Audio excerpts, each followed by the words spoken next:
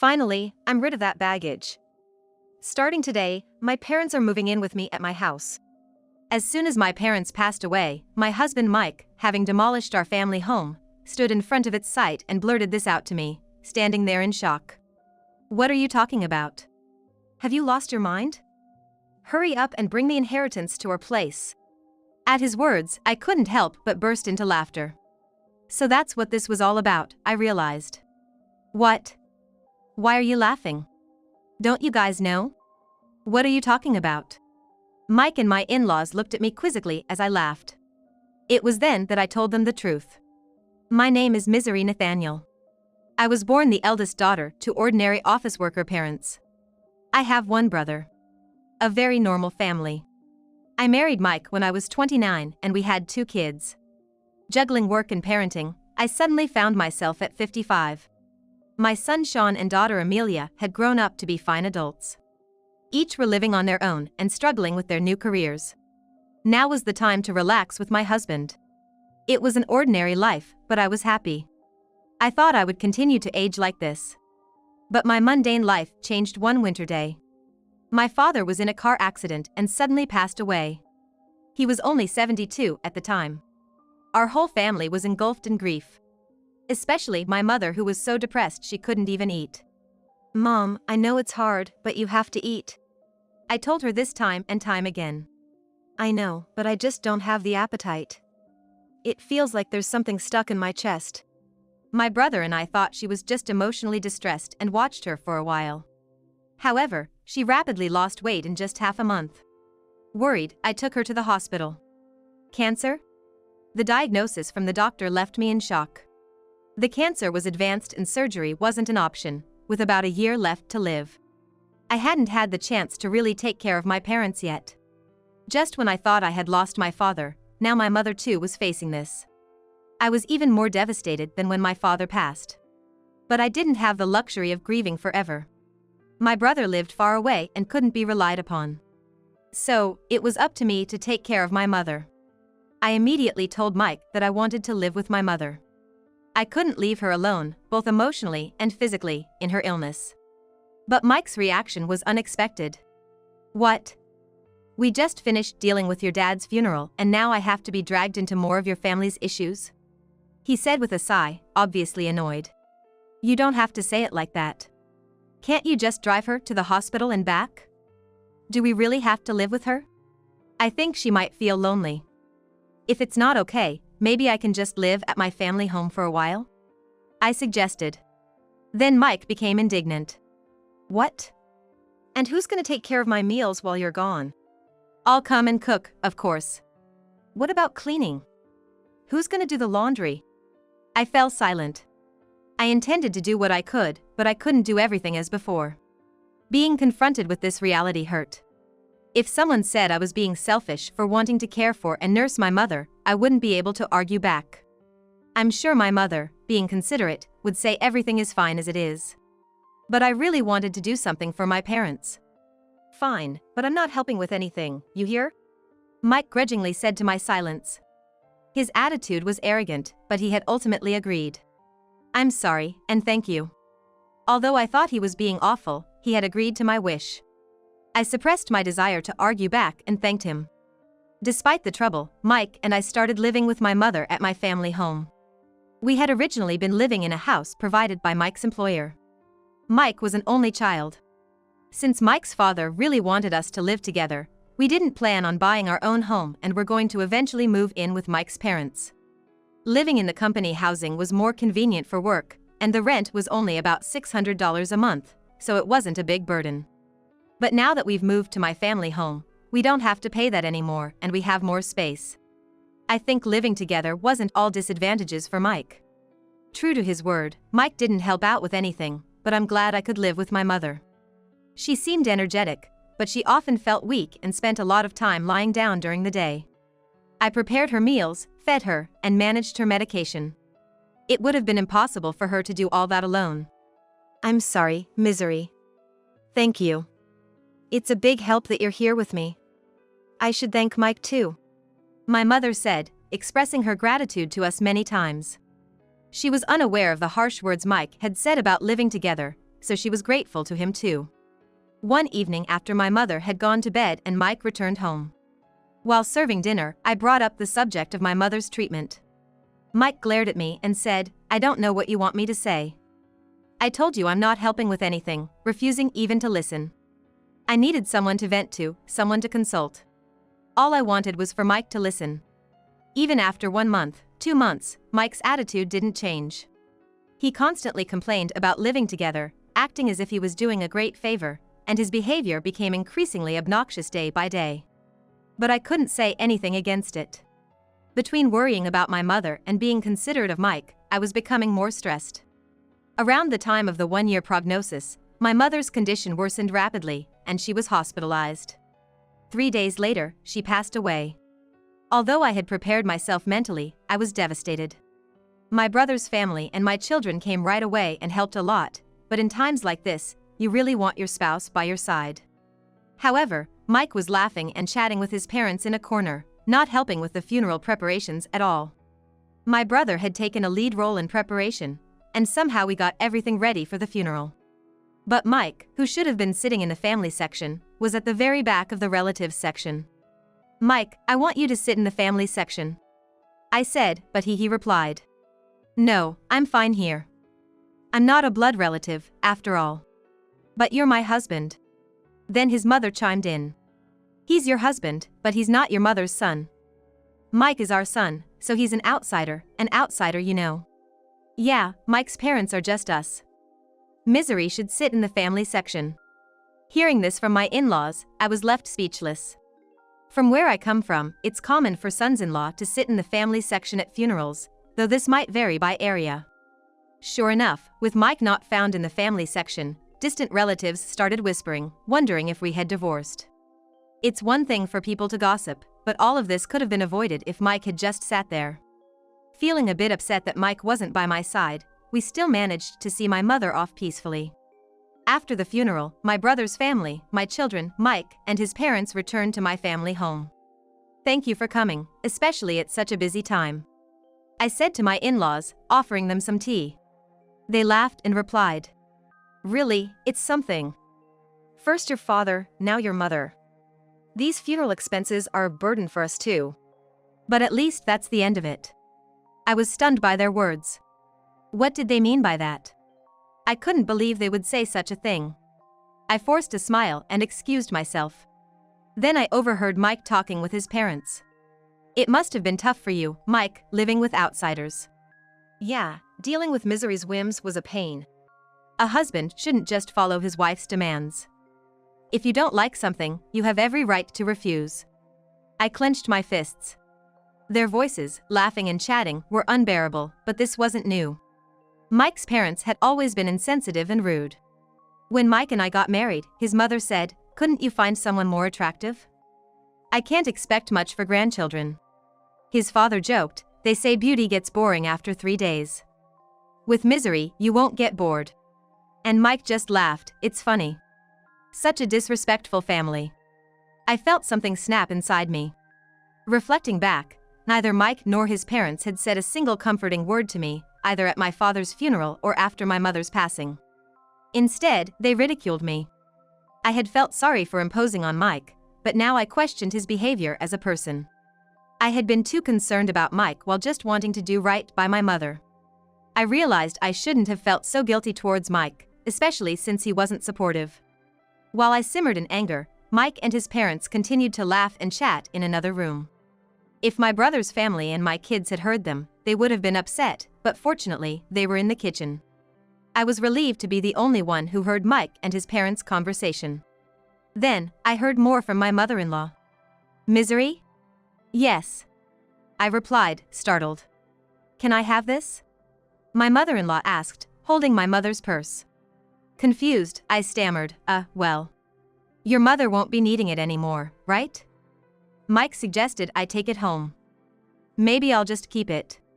As she held up the purse, appraising it. I couldn't believe her audacity, especially right after the funeral. I took the purse from her and said firmly, "No, you can't." "What?" Her expression changed. Not so much about the purse being taken away, but more about me, her daughter-in-law, standing up to her. Yet, I stood my ground. We're not ready to sort through my mother's belongings yet. We'll distribute her keepsakes among the family later. My mother-in-law turned red with anger. What do you mean? Are you saying I'm an outsider? You said earlier at the funeral that even Mike was an outsider to my mother. How come Mike is an outsider, but your family? I retorted. Hearing this, Mike and his father also turned red. What are you saying? Apologize to Mom. How disrespectful, a daughter-in-law talking like that. Their commotion drew everyone from the other room. I didn't expect to be called an outsider after all the effort we put into attending the funeral. Let's go home, Dad. My mother-in-law shouted at me in front of everyone and stormed out of our house. For some reason, even Mike was angry and left with his parents. What happened?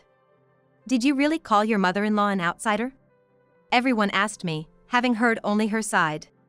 Taken out of context, it might have seemed like I was the one being harsh. But I explained the situation to everyone. Not a single person blamed me. Grandpa and Grandma should be more considerate of other people's feelings. That's just how Dad and Grandpa have always been. My children sided with me, but I still couldn't forgive those three. Mike hadn't come home for a while since that day. I hadn't contacted him either. I didn't think I should be the one to apologize, and I wasn't sure if I could forgive him even if he did. But I knew things couldn't stay this way forever. Then one day, Mike came back. Welcome home. I greeted him, suppressing the anger that flared up at the sight of him. Then he said, "It's been tough, huh?" His gruff words were an attempt at showing concern, and I was taken aback. Take the kids and go on a trip. It'll be a good change of scenery for you. And with that, he handed me travel vouchers. I was speechless. Instead, tears started to stream down my face. It might have been the kids' idea. But I was touched that Mike went along with it. I immediately contacted the kids to plan the trip. Really? Dad suggested this? It's surprising, isn't it? The kids were astonished by my proposal. It seemed like it really was a gift from Mike. I wonder if Dad feels bad about what happened.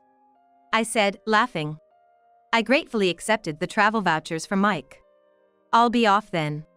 Yeah, take your time. Stay with the kids at their places too, why not? Really? I can't be away that long. Don't worry about me. I'll relax at my parents'. Just enjoy yourself. With that, Mike sent me off. Amelia was happy to have me visit, so before the spa trip, I stopped by her place and then Sean's. I hadn't been able to visit them while caring for my mother, so I helped out by cooking and freezing meals for them. Mom, you should relax.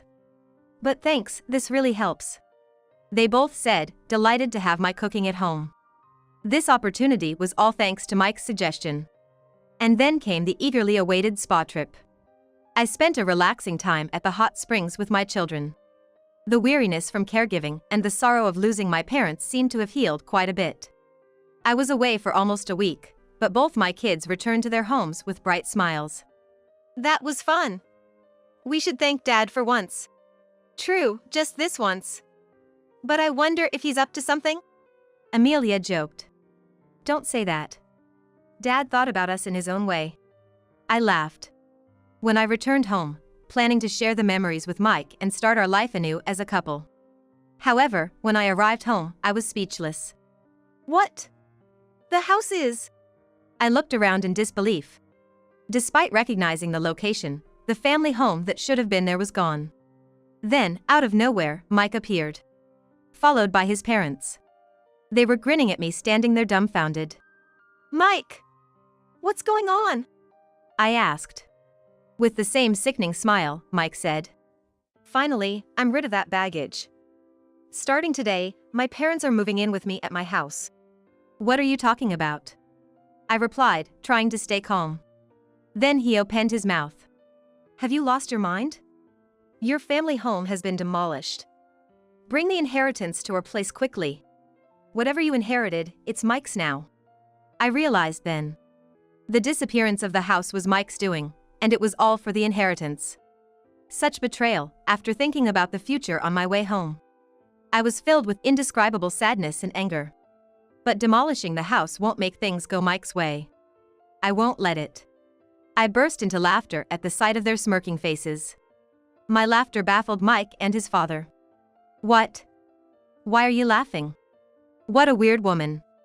Has she gone crazy? My mother-in-law looked at me as if I were something eerie.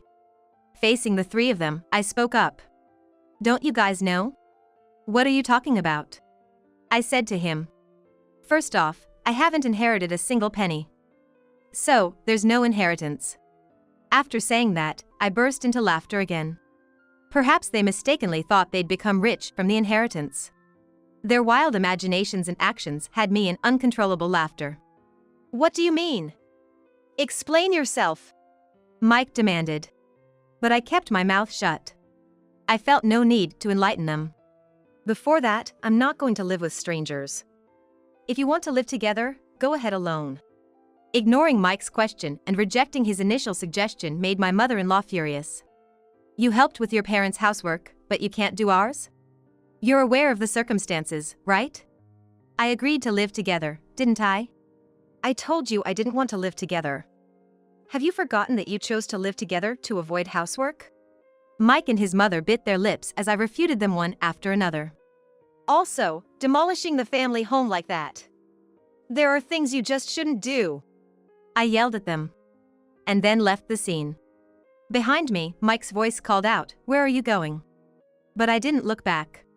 Right now, I needed to find a place to sleep for the night, and I really didn't want to see Mike's face. I immediately consulted a lawyer. Demolishing a house couldn't be that easy. The house is still in my mother's name. As I wondered which company had done it, an unbelievable truth came to light. Mike and his father had demolished it themselves. His father, who worked in demolition, enlisted the help of acquaintances and even rented heavy machinery. The planning was meticulous. Moreover, they even gave me travel vouchers to get rid of me. Tears welled up in my eyes at the realization of being deceived, and the frustration was unbearable. Is there any way to punish all three of them? As I tearfully explained my situation, the lawyer smiled at me kindly. Mike unlawfully demolished the house in your mother's name. He can be charged with property destruction and held liable for damages. Let's start by demanding a formal apology from Mike and his parents. I nodded in agreement. The lawyer quickly proceeded with the necessary actions. A few days later, Mike called me, furious about the legal notice he received. What's with this certified letter? Oh, you got it? You destroyed my precious house. Of course, you have to compensate. Compensate? We said we were moving to my parents' place. I demolished a house that nobody was going to live in. You should be thanking me, not asking for compensation. Now bring the inheritance and come back home. He said arrogantly. Thank me for demolishing my house? Don't make me laugh. And what inheritance? It's not even been settled yet. I shouted back over the phone. Mike was silent, seemingly taken aback by my anger, which I rarely displayed.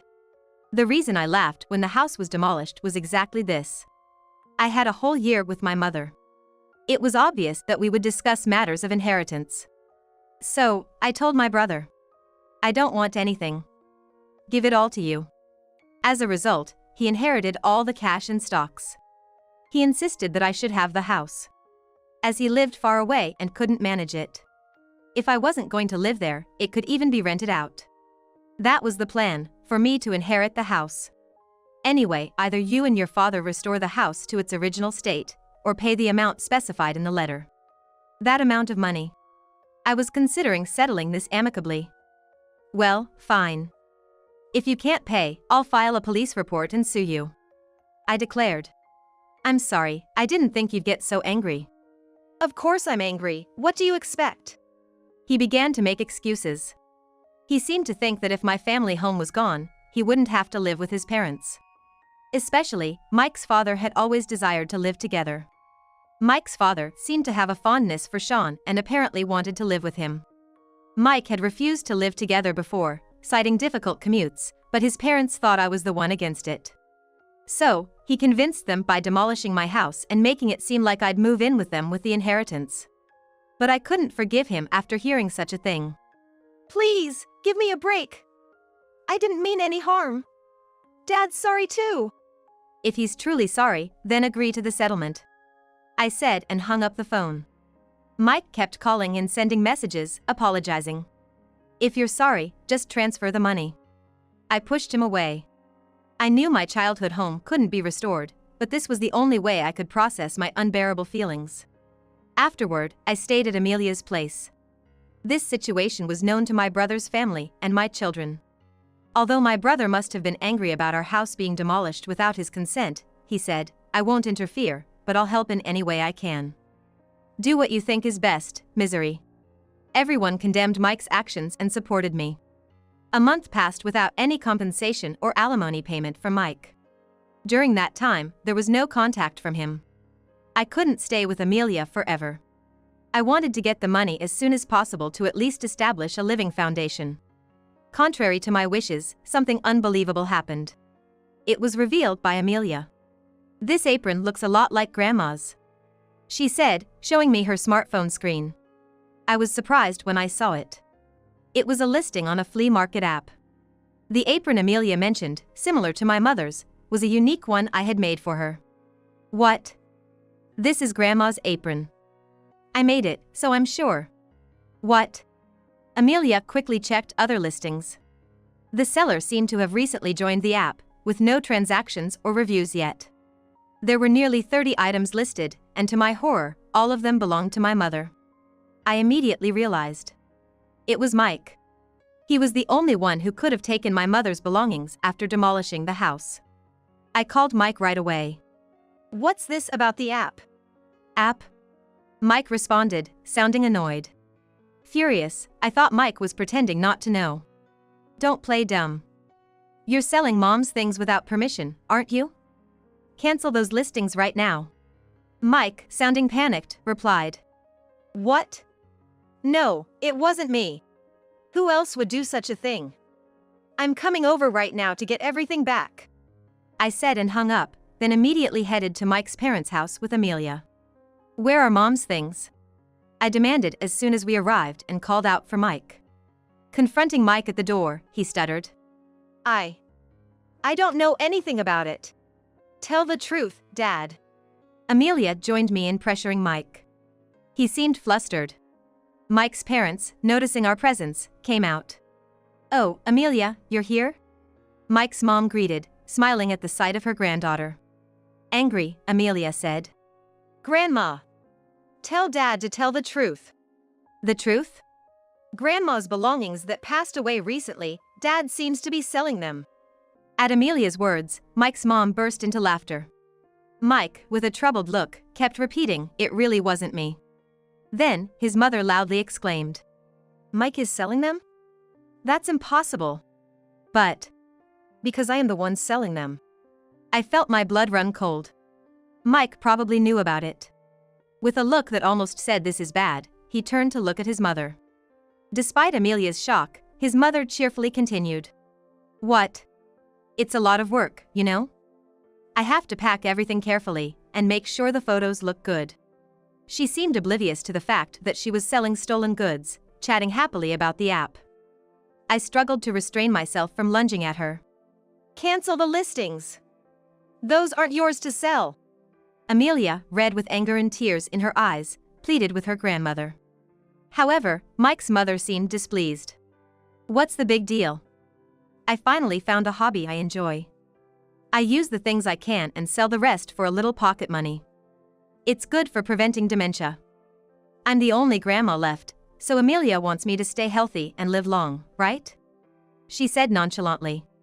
Pleading with her to stop had no effect, there was no sign of remorse.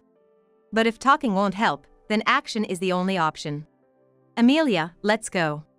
"But..." "It's okay, let's go." I pulled Amelia out of the house and headed straight to the police station. I wasn't planning to file a report for the demolition of the house, but theft is a different story. When I explained to the police that my mother's belongings were being stolen and sold, they acted immediately, and Mike's mother's account on the flea market app was suspended. The items wouldn't be sold anymore. I called Mike on the way back from the station. "I had your mother's account stopped." "You knew about it, right?" "You're complicit." "No, I've filed a police report about this.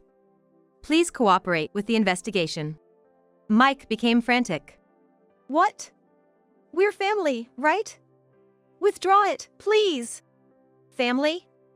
You still haven't paid any compensation for the house nor alimony, and there's no sign of remorse. Faced with my shouting, Mike was taken aback. But I'm not heartless. Despite everything, I have feelings for Mike, having lived with him for so long. Sighing, I said, I'll wait for the money, but I won't forgive the theft. Return everything. And Mike, your father looked quite unwell. Has he seen a doctor? What? I'm not a monster, so just passing on that message. I said and hung up. Mike's father, whom I had just seen, was alarmingly thin and hadn't spoken much. His complexion was more than just pale. It was unnaturally dark. His ill health was obvious. But that family probably hadn't noticed.